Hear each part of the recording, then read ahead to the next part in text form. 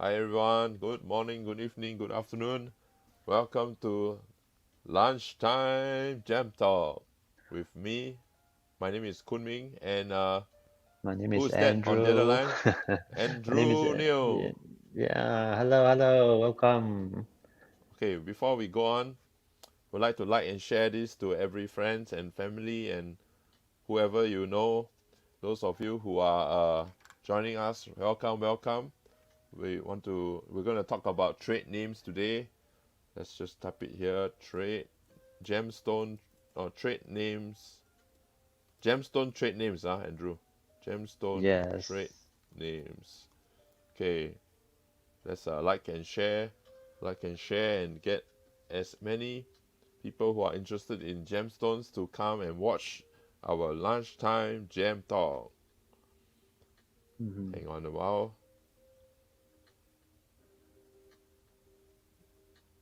Share. Wait, let's cut. I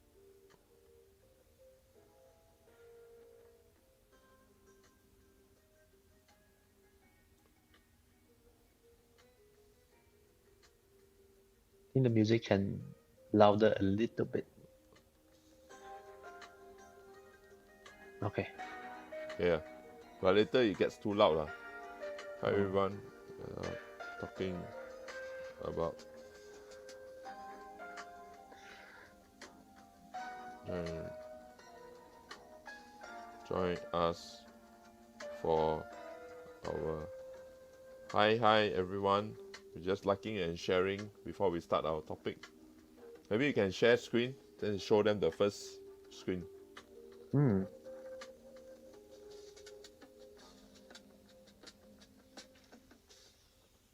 Hi everyone. Okay. Wow, people are coming in already. Today we are talking about trade names, gemstone Yes. trade names. Those of you tuning in, just do comment, say hi, and we would like to interact with you. Hmm. So Lunchtime it's gem gonna talk. be a casual talk about trade names. That's today's topic. We're gonna talk about jams. We're gonna talk about lunch with Kuming and I. Lunch. Okay. What do you feel Yeah. like having for lunch? Well, haven't thought of it yet. I mean, it's a difficult question. Every single day you have to, answer this question like what's for lunch, what's for Why? It's dinner. such a fun time. Eating is so shook. Yeah, I guess so. I guess so. Okay, we're just sharing with people. Please wait for us. Hmm. Mm, So the lunchtime jam talk is something organized by the Gem Museum. It's like a bi-weekly talk, but this month apparently Coming is has invited some of his friends yes, to I'm talk. sorry.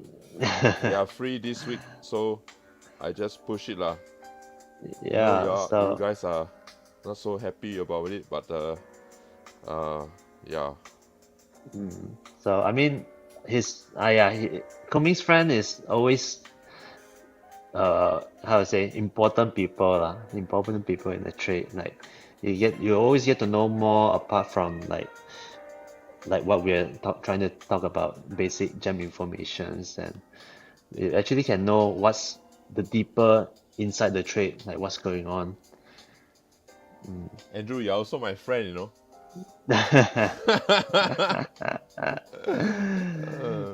You're Yeah, also yeah. my friend. hmm Important gem information, you know. Don't pray. Yeah. Hi everyone. And so the next, well, what happened to our? Oh, adjusted. Okay. Okay. Let's maybe start our talk. Welcome everyone. And right now we are just going to delve into our topic. What's the next slide, Andrew? Okay, so for those who do not know or maybe forget, our objectives for the Lunch Gem Talk is mainly to connect with our past and new audience and to answer any questions that arose from past webinars, to recap past webinars, share questions asked by the visitors of the Gem Museum. But since we ran out of topics, webinar topics, so now we're gonna like improvise a little bit. We're gonna talk about something that is um, troubles the public a lot. Like for example, today we're gonna talk Ah, about trade gems. what you mean So, trouble the public? Ah? or Yeah. maybe like confused lah. Let's say confused lah. Let me Huh? rephrase. Confused. Ah. So do Yeah. you have any troubled people? You know? They come, hey Andrew, I feel very troubled. Ah. Wow, this one. Yeah, I guess I have ever since in the museum, I've solved a lot of people's insecurities. Like, Oh, oh, I serious. see, I see, they will just respond like that. What is one instance? Yeah, I'll continue to the next slide, but can you share what's some insecurity that you share? You help. I guess a lot of them involves trade names as well. Trade names Ah, like some of the popular ones like we're gonna discuss later, like black amethyst or green oh, amethyst. I mean, amethyst is quite abundant that where you can see in a lot of crystal shops. And mm, then, and as you might know, amethyst they are purple in color.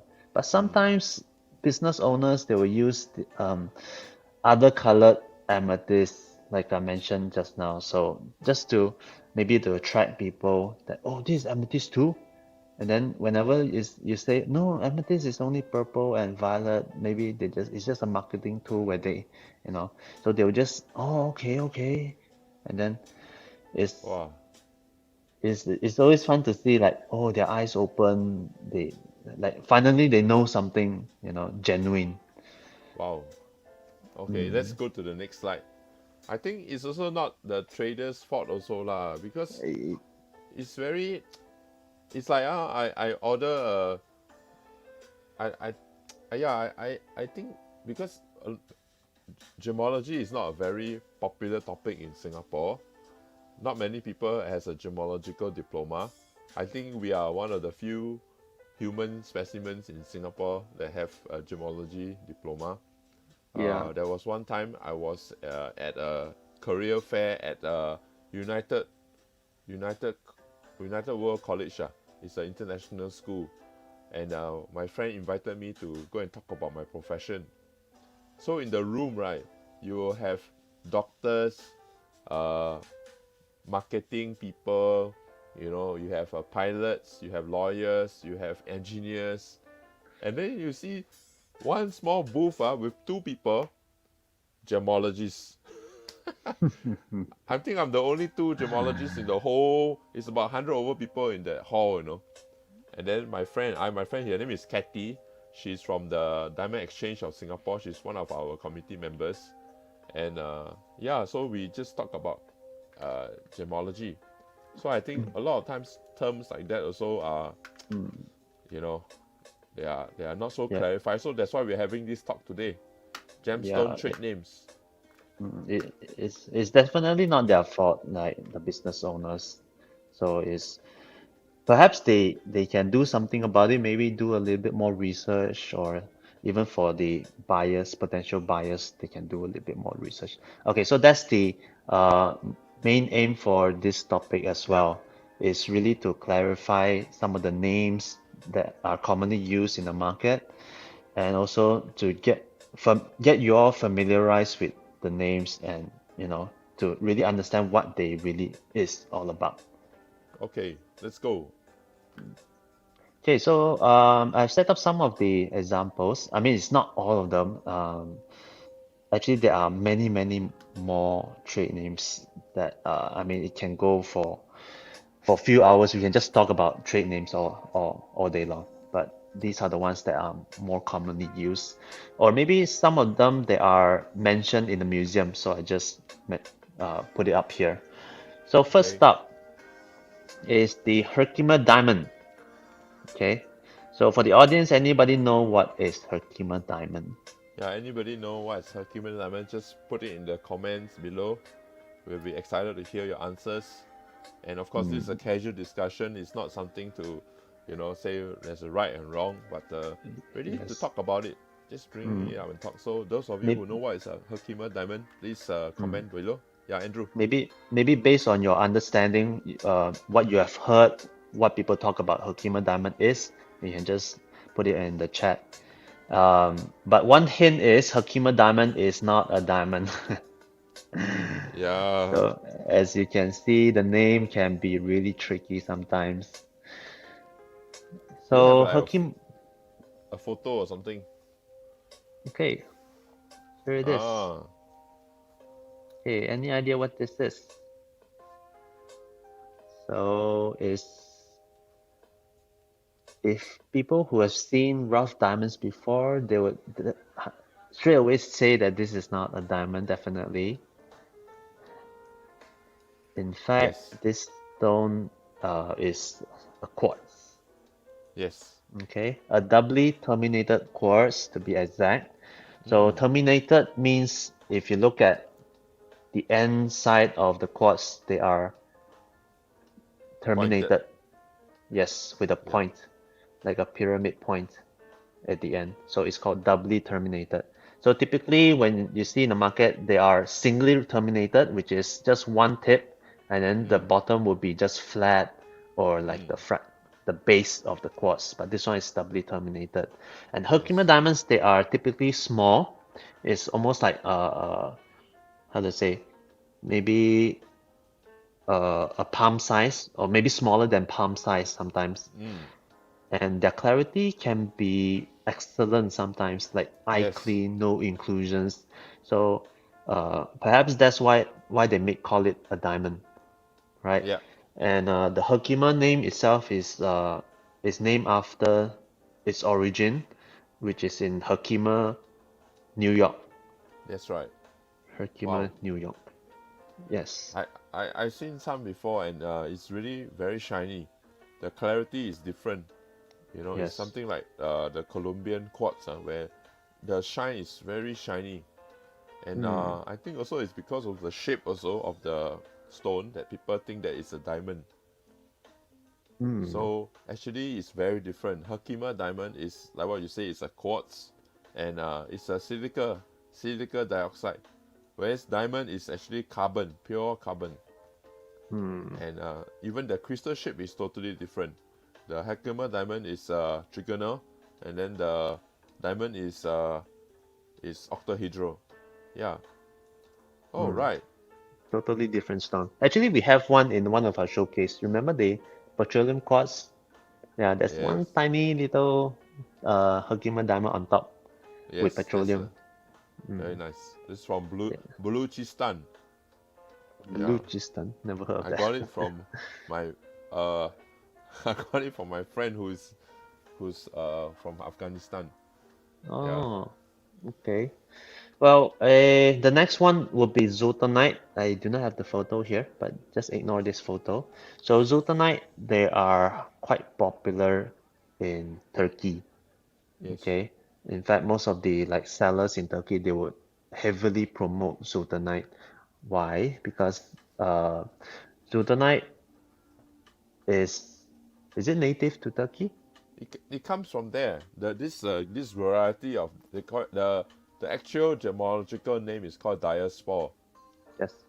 So it comes from it was discovered at Turkey. Mm. And not just that, it's actually a color changing diaspore. So, and the color change can be quite dramatic as well. It's Yes. mm, and yeah, I've seen some of your diaspora is huge, really huge sizes of diaspora. Mm. Yeah. And because of its size and its color change, right? I've some of the visitors that actually bought Zultanite from Turkey actually wondered, is this actually real? You know? Really like it's almost like too good to be true, like huge, good color change and then good clarity. Then they were just wondered. And yes, they can be quite good quality Zultanites. Yes. And the It's name, yeah. yeah. Continue on. The name is derived from one of the companies that owns the mine, and they actually they name it in honor of the Sultan in Turkey, so they call it Hmm. Sultanite, Sultan, Sultan, yeah, Sultan. Yeah. Sultan. It's it's a king, right? It means, I think, king. It's almost like a king, lah. It's like Yeah, the ruler of the state or something. Mm. yeah, S- yeah. So next would be amethyst. Okay, it can be yellow amethyst, it can be green, it can be pink, it can be black. But what are they actually? Are they really amethyst? So amethyst, as you might know, amethyst they are silicon dioxide. They have the same chemical property as the quartz. So, but it's just they are the purple or violet variety of quartz, Yes. and that's it. Okay, no other color, and it's just that you will see a lot of people naming other colored quartz as amethyst. I think, in my opinion, it's just mainly for marketing, um, Mm. just to sell off, just to make it more marketable. But for example, if like you see something like this, it's like a black Blackstone. druzy crystals, yeah, black geode, for example. I mean, Yeah.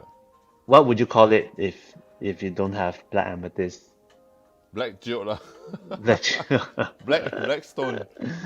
yeah, black quartz or maybe, yeah, it's doesn't really sound attractive compared to black amethyst. So I I know. Vibranium. vibranium, it doesn't look metallic. It's black, it's like something Yeah. special. Oh, I've heard one. They call it black galaxy. Wow. Yeah. For the those tiny black geodes crystals, they call it black galaxy. Black Oh, Galaxy. Wow, hmm, that's a special intergalactic stone. You take this yes. stone, you can go all over the world. You know, Black Well, Galaxy. so black amethysts are mainly quartz, but they are just black because of the hematite inclusions. So hematite inclusions, they are metallic. If a lot of those, they can make the quartz looks entirely black. Oh, Okay, so that explains the color. But yellow yes. ones, people do still call yellow amethyst, green or pink ones. I mean, they each of them they have their own names as well. Like yellow amethyst, they can call it citrines. Pink amethyst, they can call it rose quartz. Green Mm, amethyst, they can call it prasiolite or green quartz. Not necessarily have to use the name amethyst, so that definitely confused a lot of people. yes. Mm. And also the green amethyst, the color, what does the color come from? I thought it's amethyst supposed to be purple, but how come there's green also? The colors are caused by trace elements that found within the stone. Yeah. It's like amethyst is caused by iron and radiation that makes it purplish. Mm. Green is also caused by iron, if not mistaken. And also radiation. Because I Yeah. know that people say that it's radiated. Hmm. But I think I guess it's safe to wear because you don't hear any complaints of people selling green amethyst and then having cancer and things like that. Yeah. I only But heard for the first batch of blue topaz, oh, first when batch. first batch lah. But now I think they have perfected the skill. Hmm. But you don't really see a lot of green quartz prasiolite in the market. It's quite rare actually. If it's natural, it's rare too. Oh, I don't see. yeah. Because the green may not be as green as emerald or other green stones. They are usually quite grayish or really pale kind of green. Yeah. Wow, we Mm. got 11 people watching. Welcome everyone. We're just talking about gemstone trade names. If you have any comments, please feel free to engage with us in our this lunchtime gem talk. And Mm. so what's the next one? Yeah. Emerald? What? Red, Red red emerald. Wow. emerald. Yeah. Okay, before that, for the audience, if you have heard any trade names that we didn't mention, feel free to type in the comments as well. Maybe we can discuss it together. Yeah. Yeah. So the next one is oh, we have a question, but let Sample. me, Yeah, yeah, okay, finish continue. this one first. So this one is the red emerald. Okay. it was named. It was a trade name for red beryl, which is one of the rarest stone in the world. Okay, when it was first discovered by Bixby, is a I think it's a geologist named Bixby. So he actually named it Bixbyite.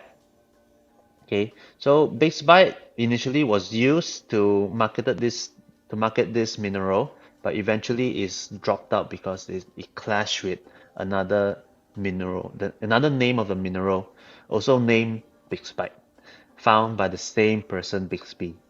So it's a little bit confusing, but there's a slight difference between two names.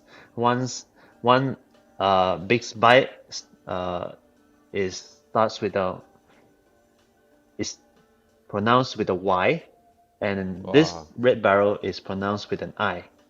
So Big Hmm. Spike and Big Spike.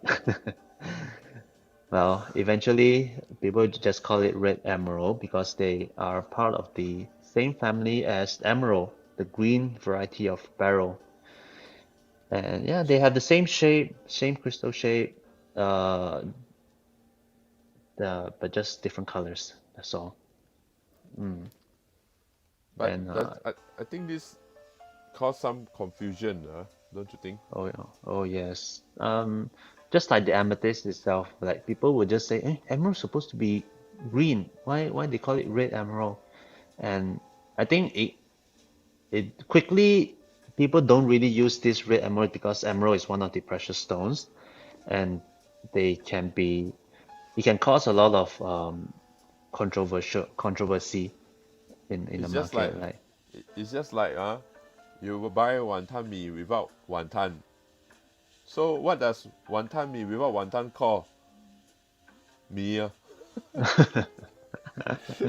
But if you sell, you can imagine you put a hawker store, wonton mee without wonton mee, and then wonton mee without wonton, and just mee.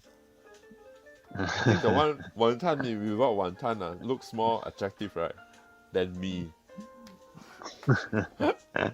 Or ice kacang, xiao hot ice kacang. It's like, but what do you call a hot ice kacang? It's like that. Like what do you call a red emerald? What do you call a red color stone that has the same chemical composition of an emerald? mm, It's yeah. it's I think it's that kind of a colloquial, when because gemstones, it's not just scientists who use gemstones. It's day-to-day people like us, you know. Mm-hmm. Uh, in in Hong Kong, it says here, no wonton is called me only. Okay, thanks Sally for sharing. Okay, this Yanzi says, do you have a sample or picture of amethyst, green amethyst? Yeah, just do a Google search. The Google will show you the first page. It's a very mint green color amethyst. I mean, not amethyst. It's a very mint green color quartz. See, It now can I also be, have difficulty to express. yeah, either it's a mint or really brownish kind of green. Ah, okay. Yeah. So yeah. So in SG, no wonton is called char siu mee. I tell you, I haven't eaten char siu mee before. I only eat wonton mee before. I will try to order char siu mee later. Hey, maybe we should go and eat char siu mee later, Oh yeah, yeah, yeah. Andrew. Okay, thanks Sally for the suggestion. Well, you see this. We are Singaporeans lah. We talk about gems nobody talk. The moment we talk about food people start to comment. Oh. Wow, Okay, see, okay, Yan Zi okay. also roast pork me. More suggestions coming in. We should do a food Okay. edition of gemstones, okay? Yeah, We edible gems. edible Oh. gems, okay? Gummies. Wow, Okay, what's speaking this? of edible gems, right, this stone is Poly- actually called strawberry quartz.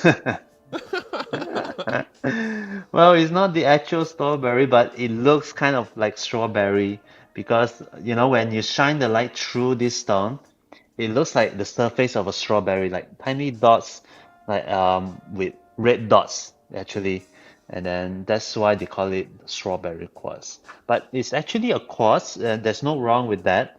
Um, Joe there asked, is is, it yummy? well, later you can try. Put some sauce lah. Later put some sauce. Yeah, so but you cannot bite lah. I mean, We should do a video, okay, on creating a gemstone lunch. We do one day lunchtime gem talk. We use gems, like gold. People eat gold with sashimi, right?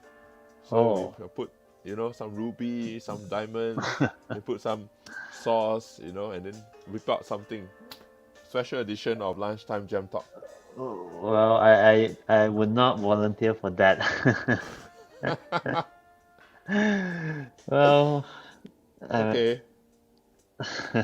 so strawberry quartz, they are actually, yeah, it's really a common gem because they are quartz and they are actually hematite included quartz. So hematite, they are red in color actually when you rub it on a piece of white sheet, it's actually become red. So when they are thin plates, like if you look into the stone, they're thin like platelets, it becomes red color. So actually makes the whole stone looks red. So kind of like a strawberry. Well, it You kind of see, mm, you see, Andrew, green and blue strawberry quartz are in the market too. So, wow. so if it's green, but it's also quartz. So why don't I call it green amethyst or Spectral Light? Mm, Wow, this mm. is mind-boggling, really. Yeah, actually there's I've seen some of the like researchers or even the dealers in the market, they call strawberry quartz as red aventurine. Yeah, red aventurine, just like the green aventurine. Okay, but both of them they have different sets of inclusions. The green ones they have green mica that makes it look green, whereas the red Wow. aventurine it has red hematite that makes it looks red. But it's kind of like the same thing. But strawberry quartz, yes, they are more common to be heard in the market. So theoretically, red aventurine is strawberry quartz, is it?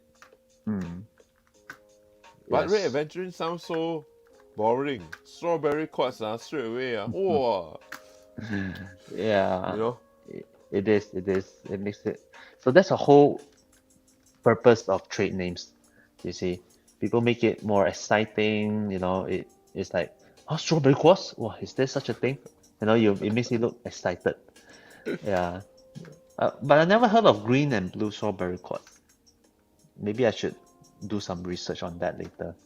Yeah, Yeah, why not? so lemon quartz as well. Lemon quartz, they are basically citrine, but it's like it's just like the color of lemon. That's all. Very strong yellow. Yeah, Most very most of strong the time yellow. it's radiated. Yeah. Mm. Okay. Lastly, this one, initially I never heard of this before, but it's actually one of the customers of the museum told me about this. So recently, we got some new stuff, and they have these blue stones inside as well. Mm. So, and then the visitor straight away said, "Oh, this is Angelite. Is this Angelite?" I'm like, "What? What Angelite?"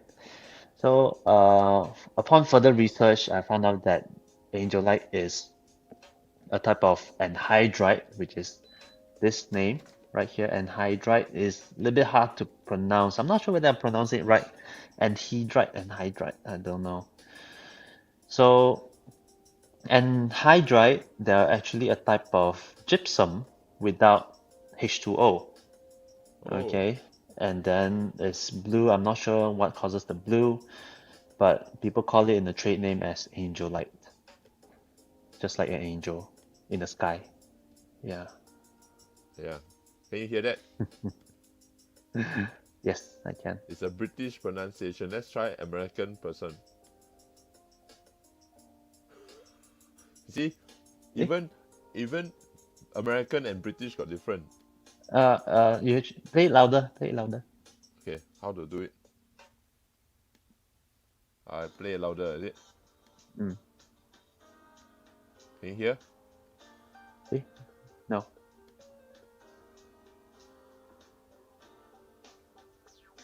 cannot. Cannot hear. Okay, okay. Mm. Let me try to put it here Mm. on my phone. Yes, it is a really nice name, Angelite. Yeah. Let me see. how to you just type how to pronounce anhydrite. Okay, so wait how to pronounce. Oh, anhydrite. Yeah, you see, Anhydrite. can you hear? Oh, this is American. This American. Anhydrite. Then let's try Anhydrite. British. Anhydrite. Anhydrite. Wow. Definitely really difficult. Anhydrite. Can you imagine you go to the shop? Can I have anhydrite? Wow. Wow. So this is the things we face lah, you know, in the gem trade. Mm-mm. There's so many different kind of pronunciations also, you know, and yeah. So I guess I guess apart from marketing tool, it actually help people to make it easier to pronounce. yes, Like just like what we did, anhydrite rather than Angelite. angelite. Wow. Angelite. Is Oh. it from the heavens? You know. So Yeah. interesting. Okay. What's the So next slide? the next slide will be the more common ones that more commonly heard in like how to say the jewelry stores or the more marketable ones like the pigeon's blood, the paparazza. I guess everyone knows about these. So pigeon's blood is mainly the highest grade for ruby. Okay, Can you highest imagine? grade. Can you imagine? You blindfold yourself, okay? You go to somewhere and then you hear, I want pigeon blood. I want rabbit's blood. I want blood red. I want blood color. Wow, I tell you, then you play a lot of creepy music. I think people will freak out. They don't. Then when they open up, hey, it's a jewelry store. Yeah, yeah. Oh, okay. That's two questions actually. Why is the highest grade, and what's the criteria? Well, you wanna answer this, Coming? Why not, Andrew? You talk about how the name came about, from the historical point of view. Okay, so there's no evidence that the pigeon's blood ruby is the same color as the pigeon's blood. Okay, there's no evidence. I guess nobody really killed a pigeon's blood to see to compare them how red Okay, which one is. hello. Yeah. I ate pigeon in Hong Kong lah. Okay, and then they didn't cook the pigeon so well lah. So as I cut the pigeon, I saw the blood come out. I confirm it's not the color of the ruby. Yeah. Okay, I confirm. Okay, so confirm. And another source actually says some actually compare the pigeon's eye. There's a red ring. Yes. Some even compare the red ring as the pigeon's blood ruby. But I see most of the pigeons they are more orangey compared to just pure red. It's a It's Singapore pigeon lah. The Burmese pigeon is red color, or yeah, maybe the maybe place. yeah, yeah, definitely pigeon's blood they come from Myanmar, but why not? Yeah. So it's So that's the term started in Myanmar, is it? yes, Uh, yes. okay. Started in Myanmar and mainly used in Burmese rubies for the highest grade. Yeah, well, uh, well, it's a But possibility. do you know in Burma, if you talk to the older dealers, you tell them rabbit's blood, they understand. Rabbit's blood is a slightly lighter color than pigeon's blood. Oh, Or the Thai dealers. You know, yesterday I heard this from my father because I showed him a pigeon blood ruby. He first hmm. thing, hey, this rabbit's blood lah. Then I like, huh? Don't confuse me, pa. Pigeon blood enough already. Yeah, you still got more. Wow, really confusing. Yeah. Okay, so what are the criteria coming? I guess the hue has to be red, and then it has to have a little bit of purplish in it. not too much, just slightly, so that it gives that kind of darker kind of color. And the intensity, it has to be pretty intense, like vivid color, vivid. And then yeah, basically that lah. No secondary tone in the face Has a up. bit In of the face up. have a bit of purplish lah. Have a bit of purplish, very light purplish. And then it has to, a lot of times the Burmese stones, they get pigeon blood because they also have fluorescence. So if Yeah. you actually shine a UV torch on it, it glows really bright red. That gives the whole, complements the overall look of the color of the stone, which makes it Yeah. so attractive and so highly sought after. But of course, you know, you can find a low quality pigeon blood ruby, you know, full of inclusions and all this. But then if you can see that the hue is there. But I think one key point for pigeon's blood also is the luster, the whole brightness of the stone. If it's too included, the color will look like very dark. Yeah. So you need to have a good clarity, somewhat good clarity to have some kind of sparkle. Yes, that's very important. Yeah, but I guess these names, the names in this slide, they are more acceptable in a trade. It's more commonly used to refer a specific stone. Yeah. So the next one would be Paparazza. Oh, this is opal. Oh, I don't that's have a Paparazza. My bad. So Paparazza is sapphire. Okay, it's mainly orangey pink or pinkish orange, whatever. It's really still quite controversial to name the exact color for Paparazza. So Paparazza is slight history is that is the Sri Lankan is a Sanskrit name after the lotus flower, right? And so the Sri Lankan actually named it Paparazza because when the sunset light hits the lotus flower, it looks like the color of Paparazza, so it's like orangey pink. That's right. Okay, and yeah, it's a pretty nice name. I have no objection to it. So, third, the willow opal.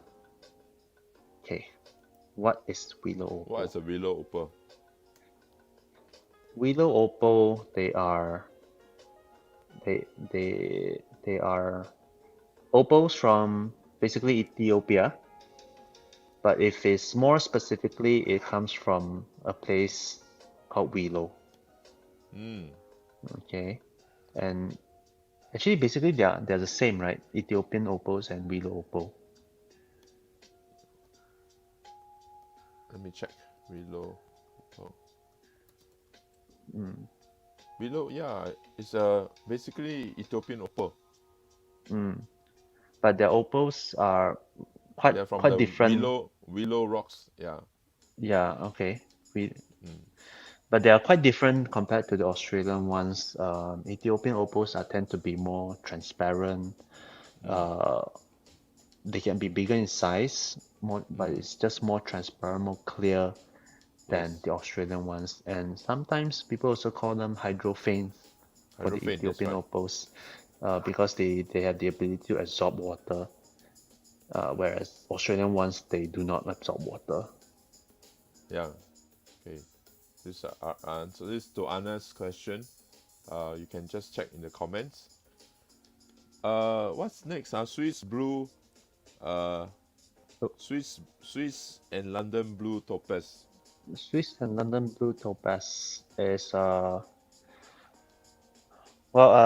they are kind of like the color names, different shades for the blue topaz. Right? The Swiss blue, they are more lighter in blue, whereas the Yes. London blue is like darker color. Yes. Yeah. I like it when once you said London blue actually refers to the weather in London. Like Oh, you've been to always, London, yeah, it's always like it's so sad, the kind of like sad blue color or darkish, always dark weather, I London. mean, every day is like that in London. Almost lah, almost. It's very rarely you will see like sunlight, full blast, full blast sunlight. And then when there's sunlight, people just lie on the grass just to get some sun. Really? Yeah, I mean there's a lot of park in London, so they will Oh, you will see people sitting on the grass, just absorbing the sunlight. So yeah, it's always really dark in London. oh, So okay. hence the name London Blue. London It's blue kind and of Swiss like blue. insulting London. No Hi, lah. London, you always have dark weather. But actually, the London blue is very beautiful, you know. Some of the London blue, it's very mysterious, that kind of color. And it's Hmm. also depend on how they cut it. So Yeah. I think if they actually didn't coin this term London blue, what would you think that? How would you describe a dark blue topaz? Oof. Yeah, I think this is a difficult question. I mean, for uh, So it actually may- solves the problem, don't you think so? yeah, It it's true. solves It's the true. it solves the problem like London blue topaz. Oh yeah, yeah, it's easy to say. So I Mm, think the person that coined it is a really smart guy, to actually mm, because to understand gemstones it can be get very technical. But London blue, then Swiss blue. Swiss blue mm, talk about I think maybe it's because I went to Switzerland before, I went to Geneva. Wow, very mm, fresh look, very bright, strong sunlight. So maybe that's why they call it Swiss blue lah. And then the sky of mm, the strong sunlight looks very bright. So very light mm. color, sky blue. Yeah. Well, if you do not know the trade names, just call it light blue color or dark blue color. Or, or, or, Just for or sky blue, you know. sky blue. Yeah, anyhow you like. Yeah. So that's it. And then Okay. Spectral light. actually Spectral Light is actually here. Yes. Okay. Wow, Spectral it's Light, they beautiful. are actually a kind of like a trade name for Labradorite, From right? Iceland, right? From Iceland. Yeah. And the main difference between the ones from Iceland and the common Labrador is that Finland, the Spectral Light, they can show a really Was it Finland? Is it? eh Fin is it yeah Yeah. Finland, I think it's Finland. It's Yeah, the Finland, ones yeah, from Finland. Finland, yeah, the one Finland, from not Finland, they will Iceland. actually show, a variety of colors in a broad sheen, Wow, you know. so So beautiful. it's very colorful, very attractive. But because most of the Labradorite you see, they are just like blue sheen, you Yes. know, whereas the Spectrolite would be more colorful. Actually, we have one over here. Not sure whether it's considered Spectrolite or not. No, that one's from Madagascar. The giant Well, one. I think it's very hard to determine their origin as well, but as long, maybe we can call that spectral light as we like. That's the problem. It looks Yeah. like it, then you call it. It's a very hey, you look like John. I call you John you know. Uh, Yeah, so okay. that's actually a difficulty. What's the last part? Okay, last one will be the well-known royal blue. Okay, same Mm, like the Pinter's blood, it's also one of the top grade color for sapphires, the blue sapphires. So yeah. royal blue, they are deep dark blue and really vivid, really intense kind of blue. And also, not to mention the cornflower blue, lighter in tone, it's just as beautiful lah. The music is a bit loud. Yeah. Okay. Let me Mm, cut it. Okay. okay. So I guess, I yeah, I guess a lot of people do just call the name by itself when they are looking for something like that. They want a royal blue or want a rock cornflower. so far I haven't seen there are very few labs that certify cornflower blue. I mean, actually now there's more labs There's more labs, more gemological labs that certify cornflower blue. So this Mm. brings me just now you were saying something that it just looks like it, so they name it. That becomes a very you know this is your friend Uh, here are my glasses. I found it quite painful when I wear this headset with my glasses on. Yeah. Okay, thanks for your concern, Mustafa. It's your friend, is it? Not, You know? I don't know. Maybe you have been here before. Have you attended our talk before, Mustafa? Or maybe you have visited the museum before? Can't really recall. Are you famous already, are you? You famous? Yeah, You look like like a professor with glasses. yeah. So back to you. Just now what we Okay, were saying. so that's the problem when you looks like something, then you call it. But some names, many names are not recognized. But some started to get very popular to a point where it's recognized inside gemological certificates. You know, so that Mm, becomes a problem because when people don't see that name on the cert, they say that this stone, no value, doesn't have that value. So that becomes quite serious. Like, I have people who buying, unless it's certified royal blue, then I will buy this stone. But you look at the color, it looks very similar, but it needs the cert. So a lot of times I will not call something royal blue until I have a certificate to say that it's royal blue, mm, because color is so subjective. Every one of us look at color, we have a different perspective and a different idea, and it's not wrong. It's how our eyes perceive things. mm, So this is a very another part is like, yeah, anyway, let's not talk about this. It's very mhm, so many areas to talk about, but the reason why we want to talk about it, at least conversation can be started, and then it can promote learning and also clarity. Yeah. mhm. Yeah. So okay, after this we have few questions, okay, that are commonly asked. So how does trade name come about? Okay, so it's just basically like how people coin the trade names. Some of them based on their locality, some of them based on their appearance, some of them based on their resemblance. Is they'll just do whatever to, make things sound more attractive, you know, like the strawberry quartz or the angel light. Okay. What's I your, do you hear some of what's your most ridiculous trade names you have ever heard? Most ridiculous.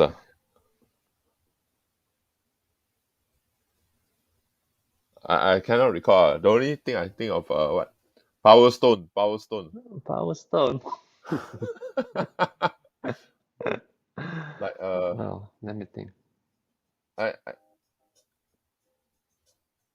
yeah, Hmm. like trade names like sometimes people come to me, I want 100% clean, 100% clean, flawless. I mean, yeah, these are terms that trade has been pushing it because of diamonds. Because when you buy diamonds, you want to get flawless diamond. So when you use the same term for a different material, it's like I want flawless ruby. Flawless ruby Oh, is normally synthetic stones. mm, Unless it's synthetic, then even synthetic also not flawless sometimes. yep. Yeah. Mm. I So got one. I got one. I got one. yes. Uh, the the 7-in-1 stone. Oh, Super 7. Super 7. Yeah. Wow, that is That- I think it's expensive, my friend. yeah, it's A few thousand surprisingly dollars, I mean 7-in-1 stone they I mean I think they are a type of quartz, but it's just heavily included with inclusions. No, you see, it's beautiful. Some of it, I must tell you, is really beautiful. You got Yes. all the different inclusions. Mm. But do you know, in order to measure each individual one, you need a you need a few $100,000 machine. Okay, it's called a Raman Spectroscope. Or Mm-hmm. I think there are cheaper ones now, but it's expensive still, lah. You need to polish the stone until the inclusion in the stone is close to the surface. then you run the laser and hit it, then you know that it's one stone. And you got to do it until you find out every single inclusion. So theoretically, when you are saying this is a Super 7, you are looking at the stone and giving a name without testing the individual stones because it looks like it. So the thing that bewilds me is you can actually command a price few $1,000s by just saying, oh, this is the thing, without the testing.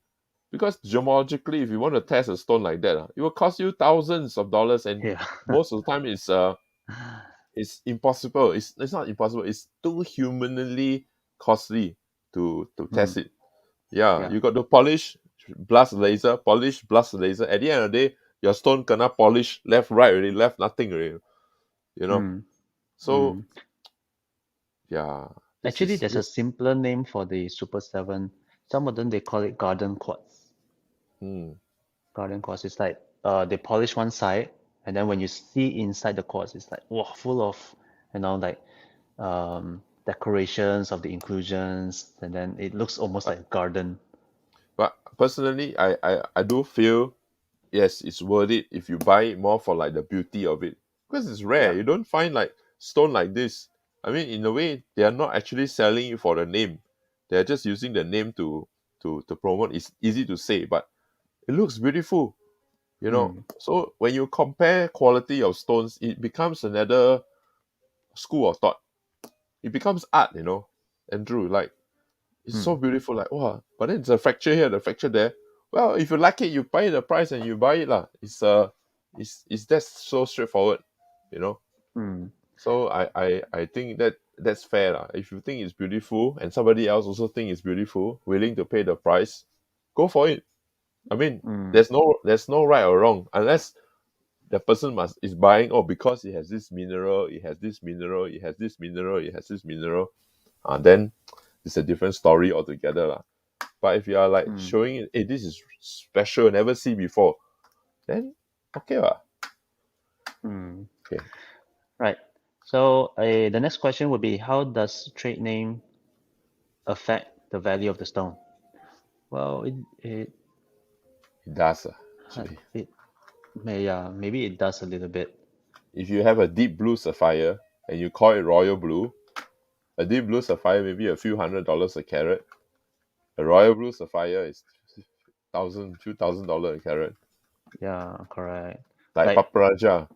Paparazza, yeah, I was about to say Paparazza.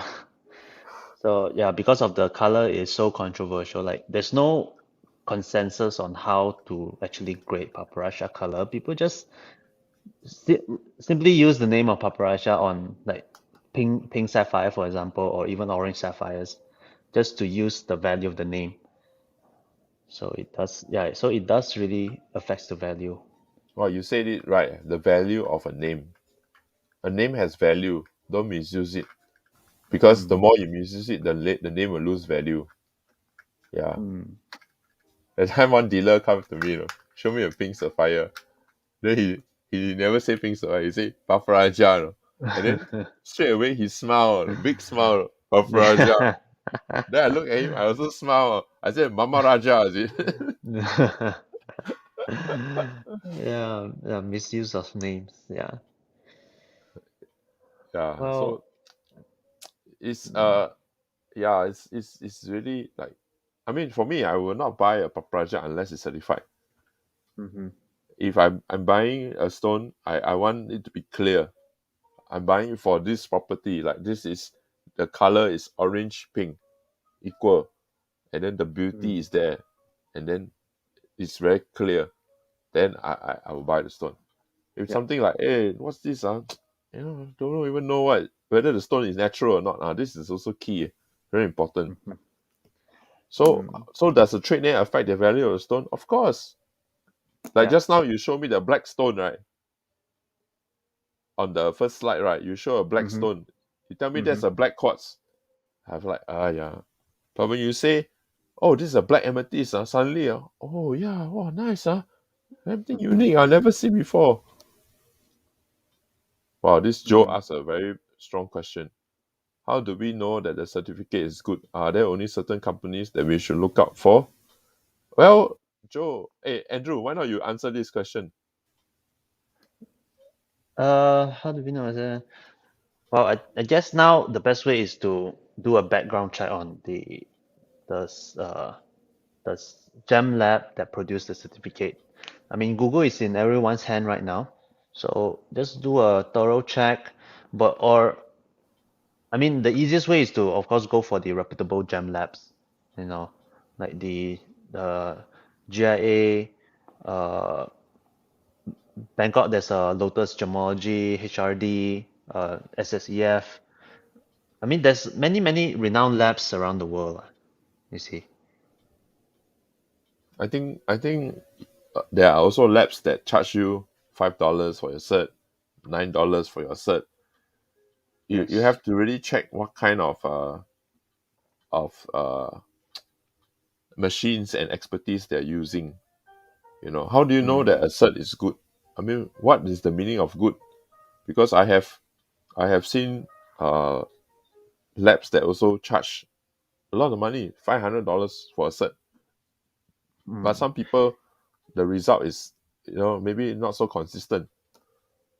Yeah. So actually, while doing this slide, I actually came across this article in Yeah, mindat.org.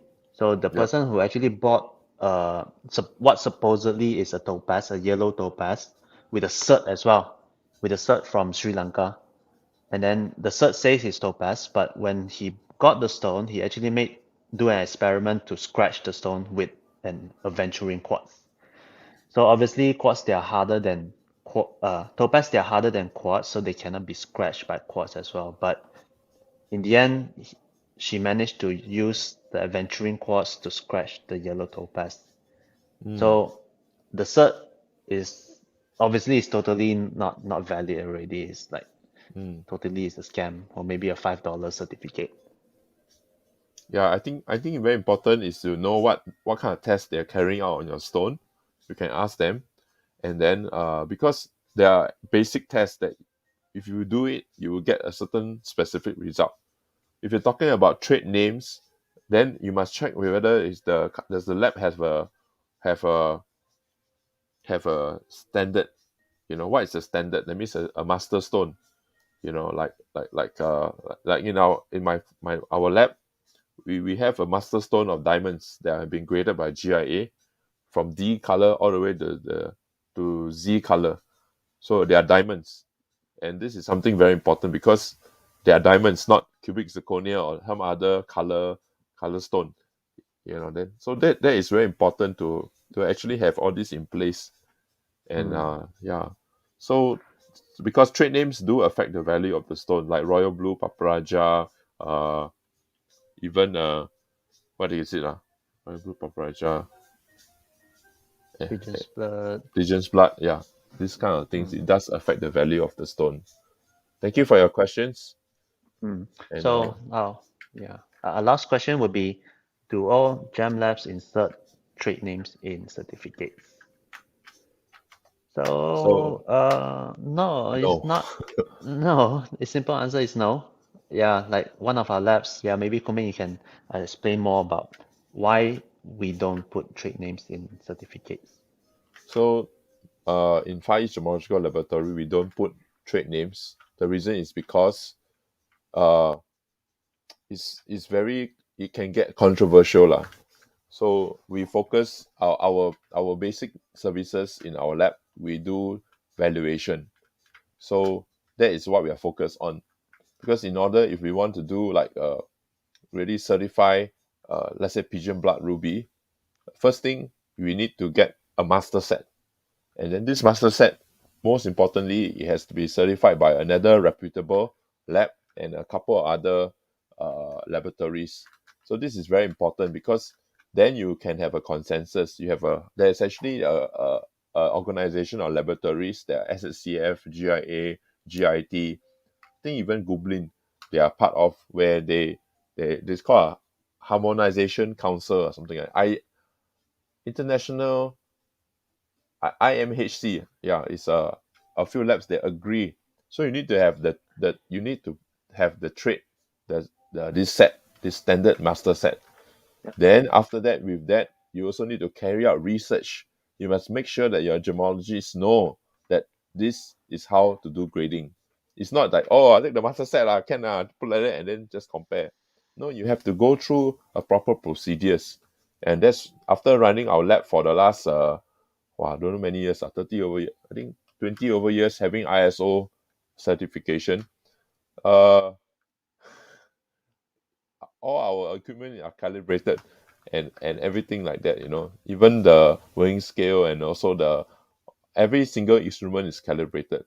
So this is important because with calibration and then you get consistent results. As a lab, I think you need consistent results, and color is something still subjective because of our eyes.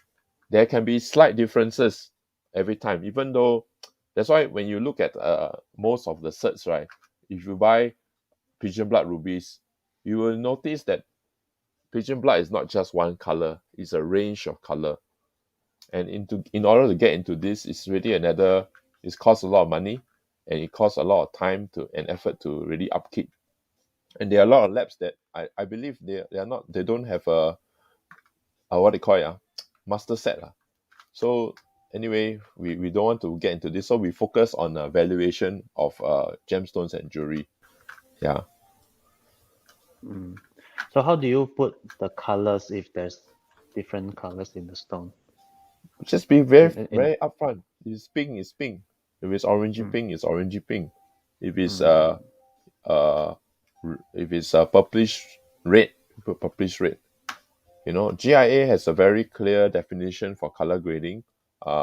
When they grade their diamonds, it's fancy intense, fancy vivid, fancy light, purplish pink. So purplish is like the secondary color and pink is the primary color. So like this. okay. Yeah, very interesting. So I wonder, like, if I used to see a lot of like those very expensive pieces that comes with many certificates. I wonder, like, if there's the gem has already like three certificates and they go to the fourth gem lab, would the fourth gem lab would be really pressured to put what other three labs say, you know? It's A lot of times it's anonymous. This is important. mm, So I think you studied in GIA, right? You did GIA for your diploma. I think mm, one thing that they always emphasize is anonymity. When you submit a gem, they don't label and they just put the carat weight and then ID number. That's all. So that prevents fraud lah. So that's mm, important lah. I have seen stones with 4 certificates, 3 one result. Uh, Burma Royal Blue no hit. The third one, the fourth one, Madagascar Royal Blue no hit. mm. And the fourth cert spoiled the sale. And all these certs are all reputable labs. So Wow. because the truth is there's a lot of things we still need to find out about gemstones. If you study geology, the whole world used to be one big piece of landmass called Gondwana land. And Gondwana land. over the time you start to move, right, then certain borders, right, they share the same chemical composition with the other border, like Madagascar and Sri Lanka. They have very similar properties. Yeah. And some gemstones, they do have inclusions and trace elements from another locality too. It happens. So Mhm. that's one of the reasons why our lab, we don't do origin. Yeah. Yeah. Okay, so that's our last question for today. And yeah, for those who haven't followed us, please do follow us on Facebook, Instagram, and YouTube. If you haven't watched our webinars, it's on YouTube. Facebook and Instagram, we usually share some interesting articles or things that we come up with. And yeah, so that's all. Anything Yeah, else? yeah. No, it's okay. Thanks everyone for watching.